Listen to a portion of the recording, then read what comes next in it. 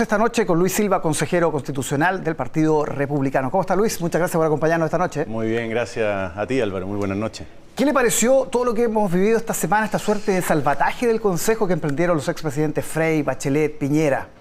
Bueno, creo que refleja el interés que este proceso está llamado a concitar en la ciudadanía, y cuando digo la ciudadanía, obviamente que incluye también a los expresidentes y podríamos decir de ahí para abajo. Creo que este interés que ahora se refleja en la figura de los expresidentes se va a ir expandiendo, se va a ir profundizando para alcanzar su pic, obviamente, el día del plebiscito. Ahora, el tono del llamado, por ejemplo, en el caso de la expresidenta Bachelet era: no tiremos la esponja, salvemos, esto está cuesta arriba, hay que tratar de ponerse de acuerdo. ¿Qué le pareció ese tono? Ella obviamente le estaba hablando a su gente, que es el grupo de consejeros del oficialismo, que son 17 consejeros, y que obviamente vienen saliendo de una votación en las comisiones que favorecieron a las enmiendas de la derecha, no las propias.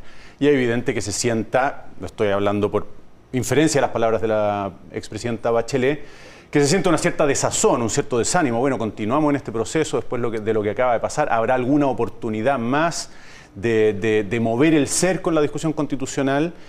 Y entiendo que la presidenta Bachelet le está hablando a ese grupo de consejeros y a todos aquellos a quienes esos consejeros representan para no soltar este proceso, sino hasta el final, cuando corresponde, tratando de defender sus ideas en un ambiente como el del Consejo Constitucional. ¿Del expresidente Piñera le llamó la atención? Va a tener que recordarme qué dijo, Álvaro, porque... No, básicamente lo mismo, que hay que poner todo el esfuerzo, hay que tratar de buscar acuerdos, porque también ve que el proceso está cuesta arriba. Mirando las encuestas, hay una mayor cantidad de personas dispuestas a votar en contra que a favor hoy. Sí, a mí me parece que este es un proceso que nació cuesta arriba. Creo que el proceso desde que se inició, y podríamos incluir el anterior que culminó el 4 de septiembre, han sido procesos cuesta arriba, ¿no? Y este muy particularmente después del 4 de septiembre. Las palabras de Sebastián Piñera, el expresidente Sebastián Piñera, la entiendo perfectamente en el contexto en el que estamos viviendo. Es como quien da ánimos a quienes están corriendo una carrera. Esos somos los consejeros, pero también es la ciudadanía que tiene que reencantarse con un proceso del que hoy está muy desafectada. Ya, pero usted no comparte con el diagnóstico de que el proceso está seriamente en riesgo, que es un poco lo que dicen los expresidentes. No, creo que el proceso en sí obviamente entraña desde el principio una cuota de riesgo. Tiene una salida alternativa, a favor o en contra. Y eso obviamente que ya abre, ¿no es cierto?, una ventana al riesgo. ¿Qué es lo que irá a pasar al final? ¿Se irá a aprobar o no se irá a aprobar? Y eso obviamente que es una incertidumbre que también experimentamos los consejeros. Pero no veo una cuota de riesgo añadida a la naturaleza misma del proceso. En ese sentido yo no estoy preocupado. ¿Y qué le pareció que Aldo Valle, por ejemplo, el vicepresidente, pida una intervención de los partidos? Que los partidos se pongan de acuerdo. Me parece un llamado muy coherente con la naturaleza del proceso, que es política. La naturaleza de este proceso es política. Los consejeros que estamos allí, hay algunos independientes, pero todos llegamos representando a un partido político, respaldados por un partido político. Por lo tanto, me parece tremendamente coherente, creo que oportuno y conveniente que también las directivas se involucren en la medida en que obviamente sea prudente. Los consejeros somos los que tenemos el voto, hay una dinámica interna, hay unos procesos que cumplir. Pero me parece bien que los presidentes de los partidos se involucren en el proceso, alentando a su gente, buscando acuerdos en paralelo a los que están produciéndose en el Consejo, etcétera. Aunque ese eventual acuerdo signifique bajar muchas enmiendas de ustedes, de los republicanos. Bajar enmiendas ya no es posible, técnicamente hablando. Las enmiendas se votaron en las comisiones que se cerraron en la madrugada del sábado y hoy día lo que tenemos son artículos aprobados en comisiones que se someten a la votación del Pleno que comienza el viernes por la mañana. Por lo tanto, ya no hay oportunidad de bajar enmiendas. Sí cabe la posibilidad de que, voy a decirlo con una palabra un poco coloquial, se caigan artículos aprobados por las comisiones. A eso me refiero. No, sí. esa posibilidad está absolutamente abierta. Ya. Absolutamente abierta porque el proceso ha sido muy rápido y no hemos tenido los consejeros la oportunidad de ver el conjunto de las enmiendas que se aprobaron en las comisiones del viernes y sábado, que fueron el último día de votación, la última jornada de votación. No hemos tenido la oportunidad de ver el conjunto. Ahora estamos viendo el conjunto. Y cuando uno ve el conjunto se da cuenta, por ejemplo, de que hay normas que se repiten, no son exactamente igual, pero tocan los mismos puntos y uno dice, bueno, no es necesario que esto se repita.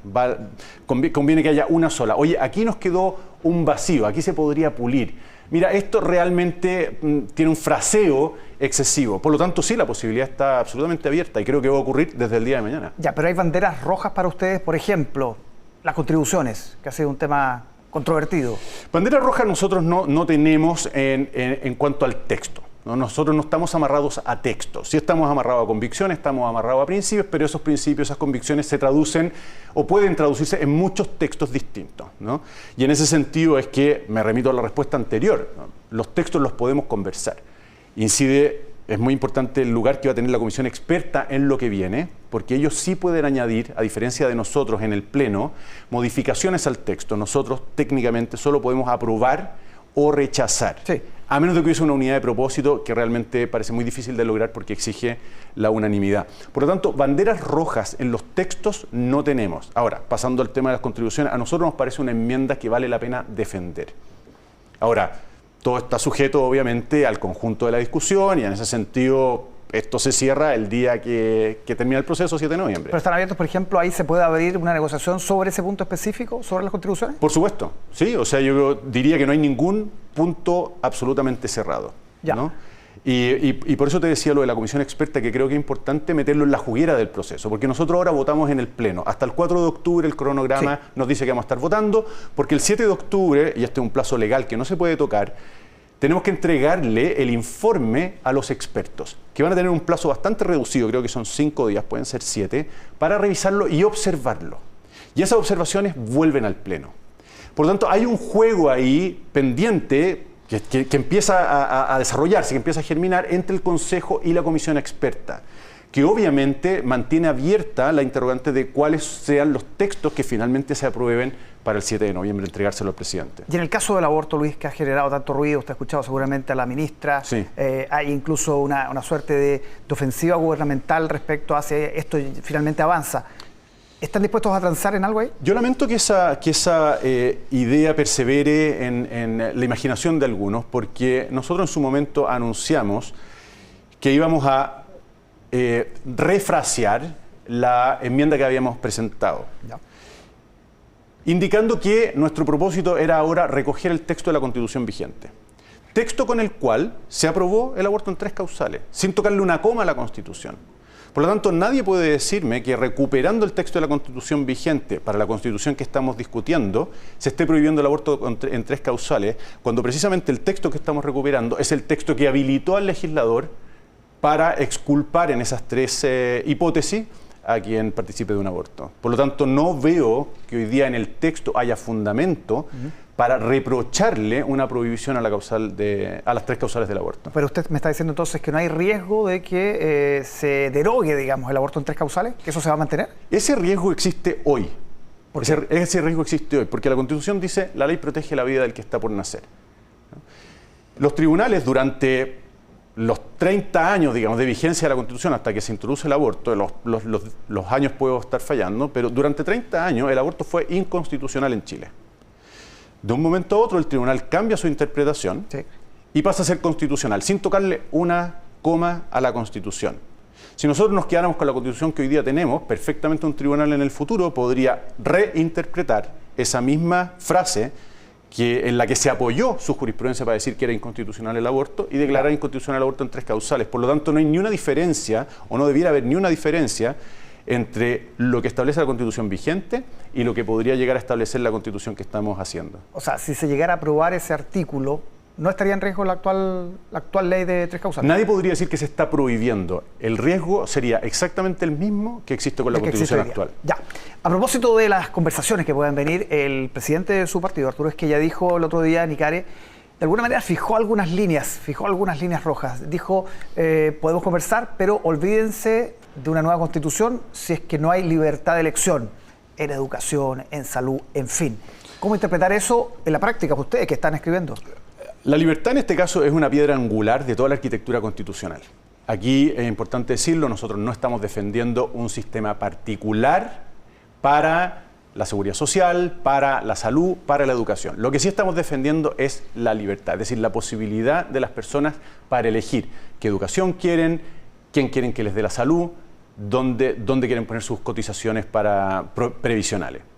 Y esto es por una razón muy sencilla, bueno, no sé si es tan sencilla, pero para mí resulta muy importante en la arquitectura constitucional, que es impedir que el Estado monopolice servicios tan cruciales, tan críticos para la persona como son la educación la salud y la seguridad social. Déjame ponértelo en una frase, espero ser muy breve. Normalmente se le reprocha al sistema educativo, particularmente el que está en manos de los privados, el sistema de salud, el sistema de seguridad social, que abusan.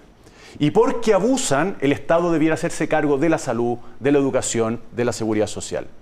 Bien, la pregunta, hoy día dicen, quitémoselo a los particulares porque están abusando, ¿no? Y yo digo, bueno, si se lo entregamos al Estado y el Estado abusa, ¿qué nos protege del Estado? Bien, creo que la Constitución tiene que dar una respuesta, ¿no?, frente a la posibilidad de que el Estado, abusando, no tenga contrapeso alguno. Ya, y ese contrapeso hoy día es la libertad para Lo elegir. sigo en la línea argumentativa, pero ahí no hay dos opciones. O se establece, por ejemplo, la libertad, como usted menciona, entre estatal y privada, o no. Ahí no va a haber una posibilidad de tener matices, por ejemplo, a la hora de votar. Bueno, siempre hay que elegir, siempre hay que elegir. Y la elección siempre sí significa exclusión. Hoy día nosotros estamos tratando de que en la Constitución quede consignado que a la hora de decidir a dónde van tus ahorros previsionales, puedas elegir si la pones en una entidad estatal o la pones en una entidad particular. Hoy día estamos tratando de que las personas puedan decidir a dónde ponen sus cuotas para la salud, si en un ente estatal o en un ente particular, ¿no? Con la idea siempre de crear un amortiguador que impida que el Estado monopolice un servicio tan crucial para la persona como es la salud, la educación o la seguridad social. Obviamente que al definir un esquema como ese, tú estás excluyendo la posibilidad de que quede vacío, que es un llamado que han hecho muchos, ¿no?, bajo la etiqueta de la Constitución habilitante. No resuelvan el problema de la salud, no resuelvan el problema de la seguridad social, no resuelvan el problema de la educación. Déjenselo al legislador. ¿Ustedes no van a aceptar eso? A nosotros nos parece que hoy día, en la arquitectura constitucional, asegurarle a la persona un cierto grado de libertad para impedir que el Estado se haga con la salud, la educación y la seguridad social de manera monopólica, vale la pena. Volvemos a las percepciones. Hoy día Jelko Ljubetić, que es uno de los consejeros oficialistas, dijo, vamos derecho al iceberg. Si no cambiamos, vamos derecho al iceberg. Eso no ha cambiado. O sea, uno escucha dentro de los consejeros oficialistas una visión mucho más pesimista de la que yo le percibo acá en esta entrevista. A usted. Bueno, la imagen a mí me parece exagerada en el contexto en el que estamos, pero puedo entenderla viniendo de quien viene. Es decir, una cosa es que no te guste la dirección que lleva el buque y otra es que el buque vaya en dirección a un iceberg. Yo interpreto las palabras de Jelko Ljubetić como que no le gusta la dirección que lleva el buque, pero que me señale cuál es el iceberg o cuáles son las razones por las cuales vamos a estrellarnos contra un iceberg. Yo escucho mucho, y esto he tenido ocasión de comentarlo en otras ocasiones, ¿no es cierto?, muchos reproches contra la Constitución, contra lo que se está haciendo, ¿no es cierto?, contra las enmiendas que se han aprobado, etcétera, etcétera, pero nunca nadie señala cuáles son, ¿no? Sí, ahora el iceberg es el rechazo, básicamente, ¿no? Que nos acercamos a un rechazo, a un escenario de rechazo. Quiero imaginar que en eso está pensando Jelko Ljubetić, pero yo no comparto con él que hoy día la deriva de este buque, por seguir con la imagen que él utiliza, sea la de chocar contra un iceberg. Creo que muchos pueden interpretarle, entre ellos me sumo, que este es un buque que navega en alta mar por la ruta establecida. Ya. Anoche el diputado PS Tomás de Rementería hizo una comparación que nos sorprendió y que generó reacciones. Mire, revisemos. Que el profesor Luis Silva es como una Elsa Labraña con corbata, o la lista del pueblo con los republicanos tienen un poco de imponer su idea, aunque sea que hacer fracasar el proceso. Elsa Labraña con corbata. A propósito de los errores de la convención anterior, ¿qué le pareció esa comparación? Bueno, viniendo de quien viene, es decir, de una persona que votó a prueba en el proceso constitucional, no sé si esas palabras son un elogio o una crítica. Por otra parte, no me parece la mejor manera de graficar lo que quiero pensar, que viniendo de él es una crítica haciendo estas comparaciones entre personas. No me parece la mejor manera de proceder. Y por último, honestamente, me parece que la comparación entre los dos procesos o los protagonistas de los dos procesos carece de todo fundamento. Es decir, no solo en la forma, que es obviamente a lo que alude cuando se refiere a la corbata, que por de pronto no la traje, sino también al fondo, ¿no? Es decir, el fondo es muy diferente, ¿no? Y creo que eso no se puede obviar a la hora de enjuiciar este proceso. Ya, este viernes se inician las votaciones en el Consejo. ¿Qué esperar del clima, de lo que salga, de la disposición? Por ejemplo, a los republicanos lo han emplazado permanentemente porque tienen 22 consejeros, porque tienen un gran número, porque básicamente tienen la manija del proceso. ¿Qué esperar de su bancada, de los republicanos? Nosotros, y esto ya me he hecho cargo, tenemos este rol de conducción, sin duda, somos 22 consejeros, pero hay que señalar que para aprobar cualquier cosa en el Pleno se requieren 30 votos. Es decir, los republicanos por sí solos no podemos aprobar nada. Necesita a Chile Vamos, perdón. Efectivamente, necesitamos los votos de otros consejeros, ¿no? Y eso es una primera cuestión, que es significativa. ¿Por qué? Porque si bien podemos tener el rol de conducción, no tenemos la responsabilidad exclusivamente. La responsabilidad de lo que ocurra es absolutamente compartida. Ni siquiera los consejeros de izquierda, que hoy día pueden sentirse desplazados por el resultado de las votaciones en las comisiones, pueden sentirse hoy día eximidos de responsabilidad en relación a lo que resulte al término de este proceso. Todos tienen una responsabilidad, ¿no? Por lo tanto, lo que yo creo que se va a ver mañana es parte de este ejercicio en el que hemos participado todos los consejeros, porque obviamente no quiero rogarme a la bancada republicana una exclusiva, de trabajar con mucha seriedad, de tratarnos con mucho respeto, de darnos el tiempo para discutir y zanjar nuestras diferencias al final, como está previsto que se zanjen cuando no haya acuerdo, que es la votación.